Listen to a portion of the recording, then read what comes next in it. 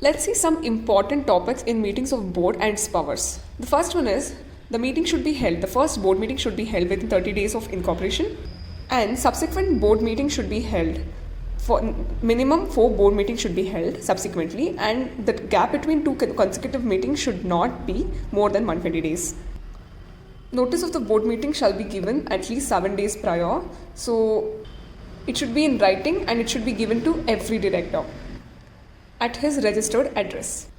So board meetings can also be called at a shorter notice, but there should be at least one independent director present in the meeting. If not, then at least the decision taken in such meeting shall be circulated to all directors, and the final ratification will be done by one independent director.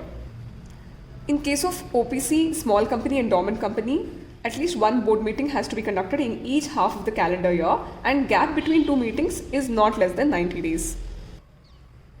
The draft minutes of the meeting shall be circulated among all the directors within 15 days of the meeting, either in writing or e-mode. Every director who attends the meeting shall confirm or give his consent in writing about the accuracy of the recording and everything. So if it is not given within 7 days or more reasonable time, then it is presumed that it is deemed approved. Matters that cannot be dealt with a meeting through video conferencing. So one is approval of annual financial statements, approval of board's report, approval of prospectus, audit committee meetings for consideration of financial statements, including the CFS, if any, to be approved by board of directors, approval of matter relating to amalgamation, merger, demerger, acquisitions, etc. So basically 3 approvals: financial statement approval, board's report approval, and prospectus approval cannot be dealt. Then consideration of financial statements cannot be done. Then approval of matter relating to amalgamation, demerger, merger, etc. cannot be done. Quorum for board meeting. For quorum for companies, it is 1/3 of the total strength or 2 director, whichever is higher. In case of Section 8 companies, it is either 8 members or 25% of the total strength, whichever is less. However, quorum should be greater than or equal to 2 members. If board meeting could not be held due to want of quorum, then that meeting shall automatically stand adjourned to same day at the same time and place in the next week. Meetings can be held on Sundays, and original meetings can also be held on national holidays, in case all directors agree. Resolution can be passed by circulation. Such resolution should be circulated in draft at their registered address in India by hand delivery, by post, by courier, or by electronic means. And if at least 1/3 of the director says it should not be passed by circulation, such resolution should not be passed by circulation, then such resolution should be decided at the meeting itself. Defects, if there is any defects in appointment of the directors, then whatever the actions are taken by him will not be treated as invalid. Which all companies should form audit committee? Every listed company, other public companies whose PUSC is greater than or equal to 10 crores, then turnover which is greater than or equal to 100 crores, and total outstanding LED, that is loans, debentures and deposits, is greater than 50 crores. This is same in case of independent auditors as well. Audit committee shall consist of minimum 3 directors with ID forming the majority, provided that the majority members of the audit committee, including its chairperson, shall be persons with ability to read and understand financial statements. Vigil mechanism shall be established by following companies. One is every listed company, then composition belonging to the following class of classes: those companies which accepts deposits from public or which have borrowed money from banks, and PFI which is greater than 50 crores.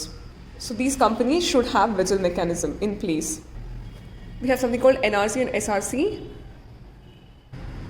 The composition of NRC, it shall consist of 3 or more non-executive directors, NN. So it shall consist of 3 or more non-executive directors with at least half as independent director. Formulated by such company which has more than 1,000 shareholders or debenture holders or deposit holders or any other security holder in place. Chairman of SRC should be non-executive director.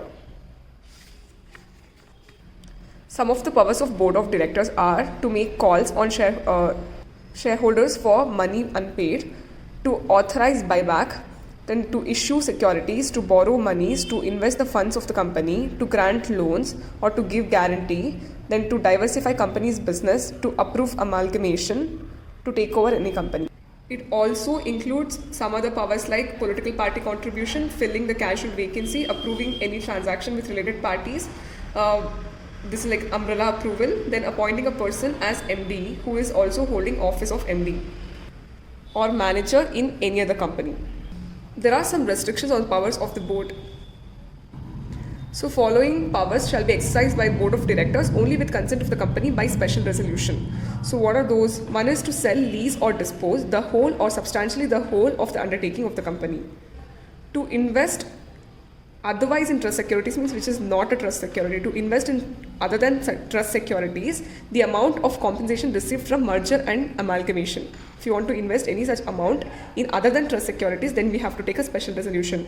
To borrow money where the money to be borrowed plus money already borrowed will exceed aggregate of PUSE plus free reserve plus security premium. If it is exceeding these three totals, then it should take special resolution. To borrow any money which is exceeding these three totals. To remit or give time for repayment of debt due from director.